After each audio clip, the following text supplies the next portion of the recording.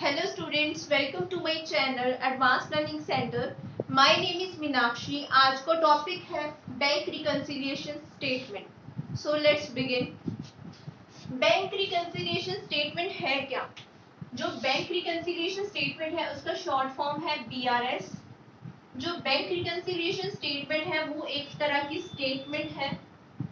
Bank reconciliation is a statement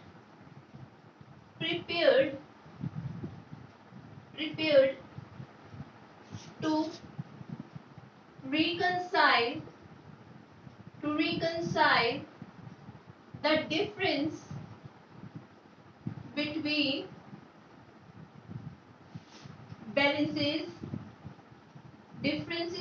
balances as per the bank column of cash book and passbook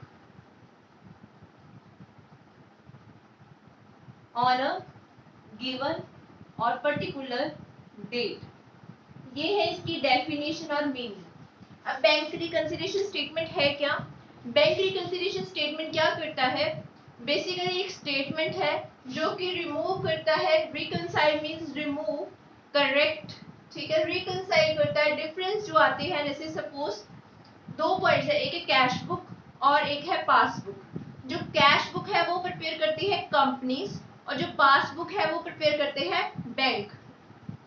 अब देखो cash book में क्या है, जैसे कुछ एंट्रीज है जो कैश बुक में नोट हो जाती है लेकिन पासबुक में नोट नहीं होती, और कुछ एंट्रीज है जो पासबुक में एंटर हो जाती है और अकाउंटेंट को नहीं पता होता, ठीक है. कुछ में बैंक्स को पता है और अकाउंटेंट को नहीं पता, या कंपनी को नहीं पता, और कुछ में कंपनी को पता है, अकाउंटेंट को पता है एंट्रीज के बारे में, लेकिन बैंक को नहीं पता. तो उस केस में क्या है, डिफरेंस आ जाएगा.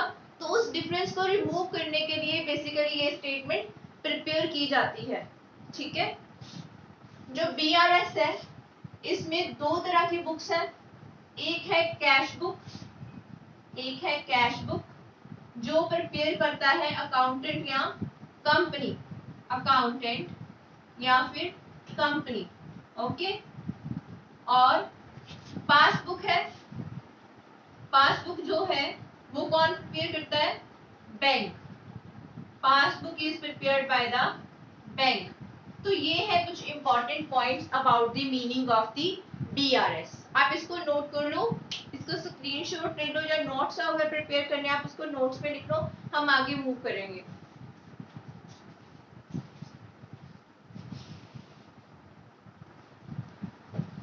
अब देखो एक साइड पे है ABC कंपनी, ठीक है. एक साइड पे है ABC कंपनी और ABC कंपनी क्या प्रिपेयर करेगी? Cash book. और दूसरी साइड पे बैंक है, वो प्रिपेयर करेगा पासबुक, ठीक है. ये जो है ये कंपनी जो है वो कैश बुक प्रिपेयर करेगी और ये बैंक जो है पासबुक प्रिपेयर करेगा. आफ्टर सम मेकिंग एंट्रीज, जब वो एंट्रीज पास कर देंगे कैश बुक में, कंपनी जो है जब एंट्रीज पास कर देगी बैंक की, तो उसको पता चलेगा कि जो बैंक बैलेंस है as per the cash book वो है 70,000, ठीक है. और जब पासबुक में देखा, बैंक ने देखा कि पासबुक में अगर बैलेंस जो है वो है bank balance as per the passbook, वो शो कर रहा है 80,000 रुपीज. 80,000. तो यानी कि इस अमाउंट से, ये जो अमाउंट है दोनों का, इससे पता चलता है कि कोई ना कोई डिफरेंस है इसमें और कुछ ना कुछ रीजंस होंगे जिसकी वजह से इनमें डिफरेंस आया. अब बहुत सारे रीजंस है जिसकी वजह से डिफरेंस आता है, वो हम डिस्कस करेंगे. इसको नोट कर लो, मैं इरेज करूंगा, आप इसको स्क्रीनशॉट ले लो, चाहे इसको साथ ही साथ नोट करते जाओ, ठीक है. नेक्स्ट पॉइंट, अगर मैं बहुत सारे रीजंस की बात करूं, सबसे पहले है जैसे ABC कंपनी का सपोज ऑनर जो है वो है A, ठीक है. A है ए ने क्या किया, थर्ड पार्टी है कोई, ठीक है, एक पार्टी ये हो गई, एक बैंक हो गया, और थर्ड पार्टी यानी कि सी को क्या किया, सी को उसने चेक इशू किया, ए ने सी को चेक इशू किया, but C forgets to deposit it into the bank. अब देखो गलती किसकी है, सी की, सी ने बैंक में एंट्री नहीं पास की। अब देखो इस केस में दो बुक्स थी, एक थी कैश बुक और एक थी पासबुक। अब देखो अकाउंटेंट ने यानी कि ए ने क्या किया, ए ऑनर है, ए कैश बुक प्रिपेयर करेगा, ठीक है, कैश बुक कौन प्रिपेयर करेगा, ए। तो ए ने तो चेक इश्यू कर दिया, ए ने चेक क्या कर दिया, इश्यू कर दिया सी को पेमेंट के लिए, तो उसके अकाउंट में तो क्या है, एंट्री हो गई, इस केस में एंट्री हो गई। लेकिन अगर पासबुक की बात करूं, बैंक को तो कोई इंफॉर्मेशन ही नहीं है, बैंक को नो इंफॉर्मेशन अबाउट दिस, क्योंकि बैंक तक तो चेक पहुंचे ही नहीं, तो इस केस में एंट्री नहीं होगी। तो ये एक मेजर जो है रीजन है कि क्यों पासबुक और कैश बुक में डिफरेंस आता है, ठीक है। तो ये पॉइंट है, आप इसको नोट कर लो, बड़ी इंपॉर्टेंट पॉइंट्स है अगर आपको प्रैक्टिकल सॉल्व करना है बैंक रिकंसिलिएशन स्टेटमेंट का, ठीक है। उसके बाद पॉज करके वीडियो का आप इसका स्क्रीनशॉट ले लेना। आगे जो नेक्स्ट पॉइंट है वो है बैंक इंटरेस्ट। ये कुछ इंपॉर्टेंट पॉइंट्स है, देखो बैंक इंटरेस्ट है समझाने के लिए कि कैसे एंट्री जो है कैसे। अब देखो बैंक इंटरेस्ट है, बैंक इंटरेस्ट क्या है, अगर मैं सपोज मैं कस्टमर हूँ, ठीक है, ए की बात कर रहे थे, तो ए क्या है, कस्टमर है बैंक का, उसने क्या किया, उसने अपने डिपॉजिट्स करवाए थे बैंक में, तो अब देखो कुछ आफ्टर अ सर्टेन पीरियड उसको इंटरेस्ट मिलेगा, आफ्टर अ सर्टेन पीरियड उसको इंटरेस्ट मिलेगा। अब देखो जब उसको इंटरेस्ट मिल गया तो बैंक में डायरेक्टली वो आजकल क्रेडिट कर देते हैं बैंक, ठीक है। तो यानी कि दो बुक्स आई इस केस में, एक आई कैश बुक और दूसरी आ गई पासबुक। अब देखो बैंक जो है, बैंक को पता था इंटरेस्ट के बारे में, क्योंकि बैंक जो है वो डायरेक्टली बैंक में अकाउंट में क्या कर देता है, क्रेडिट कर देता है।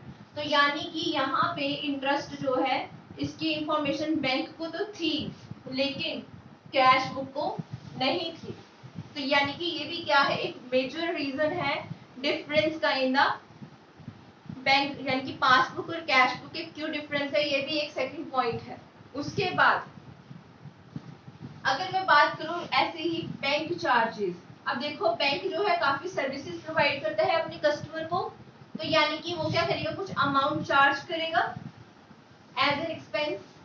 तो पासबुक में तो एंट्री हो गई क्योंकि ये डायरेक्टली जो है बैंक जो है वो डिडक्ट कर लेगा कस्टमर के अकाउंट में से, तो ये क्या है, इसमें डायरेक्ट एंट्री हो गई।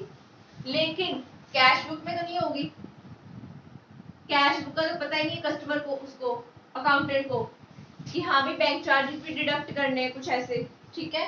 तो इन डिफरेंसेस को दूर करने के लिए, इसको रिकंसाइल करने के लिए हम प्रिपेयर करते हैं BRS। तो ये है इंपॉर्टेंट पॉइंट ऑन BRS। इसके बाद आप इसको नोट कर लो,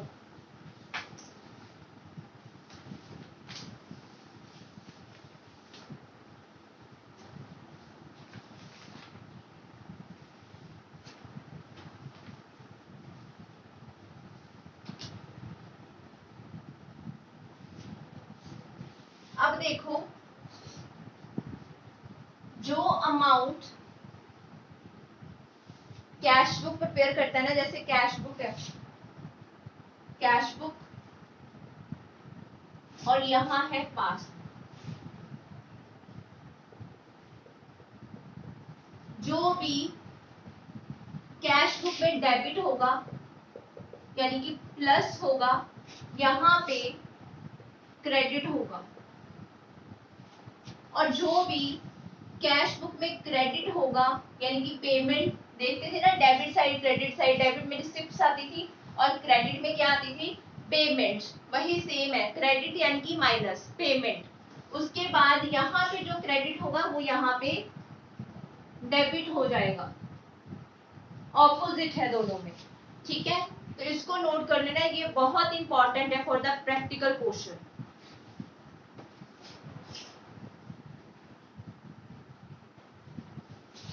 उसके बाद अगर मैं बात करूं preparation of the BRS, preparation of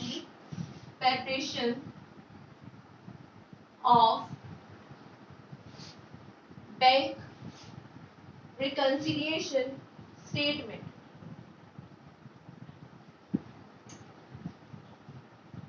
अब देखो यहाँ पे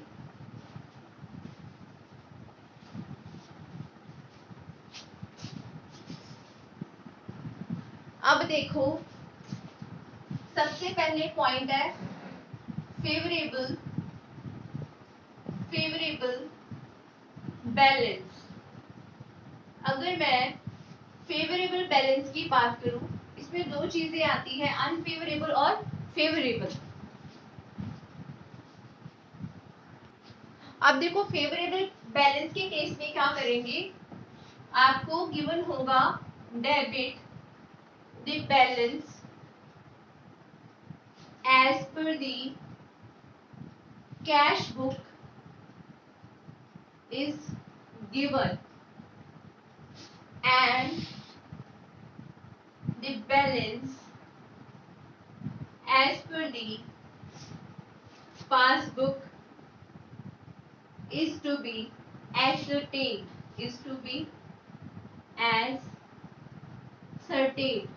ओके।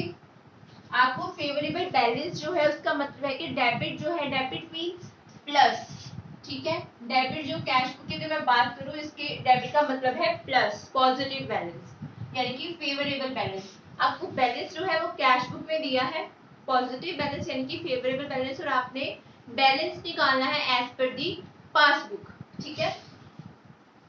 उसके बाद credit the balance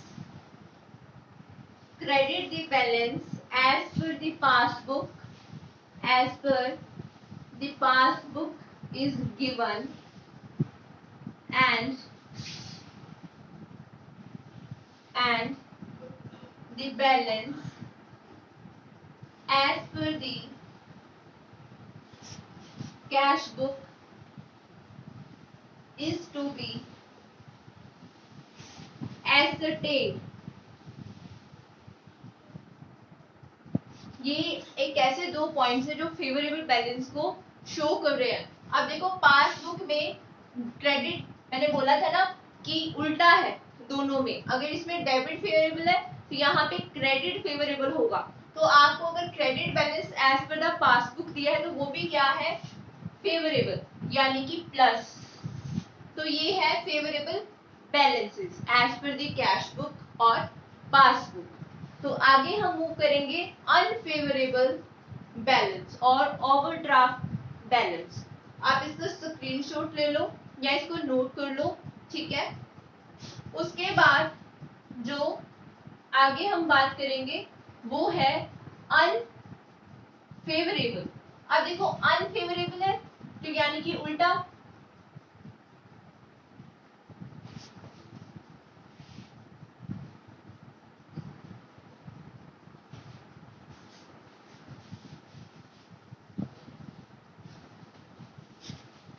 credit balance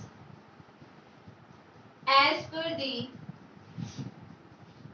per the passbook, as per the cash book is given, ठीक है। अगर आपको कैश बुक का क्रेडिट बैलेंस दिया है और and the balance as per the passbook is to be ascertained, इसको क्या बोलोगे, अनफेवरेबल बैलेंस और ओवरड्राफ्ट और बैंक ओवरड्राफ्ट बैलेंस, ठीक है। इसको बैंक ओवरड्राफ्ट बैलेंस भी बोल सकते हो। तो ये क्या है, first point credit balance given है, कैश बुक का मीन्स आपको नेगेटिव में शो होगा, नेगेटिव में शो करना है। उसके बाद debit, debit the balance, debit balance as per the, इसके उल्टा, as per the passbook is given and the balance as per the cash book is to be ascertained, is to be ascertained। तो ये है कुछ important points, ये आपकी help करेंगे in solving the problems of the BRS. अगर favourable है, अगर अनफेवरेबल है, यही कुछ इंपॉर्टेंट पॉइंट्स है जो आपने याद रखने हैं। ठीक है, तो आप इसको नोट कर लो, फिर हम आगे अगली वीडियो में इसका प्रैक्टिकल सॉल्व करेंगे। ये कुछ इंपॉर्टेंट कंसेप्ट है बीआरएस का, इसको अच्छे से पढ़ लेना before solving the problems of BRS. तो गाइस आज के वीडियो में इतना ही concept of I have only discussed BRS concept. ठीक है, thank you so much. Kindly subscribe my channel advance learning centre and share my videos to your relatives and dear ones, and press bell icon so that you can get notifications about my new videos. Thank you very much.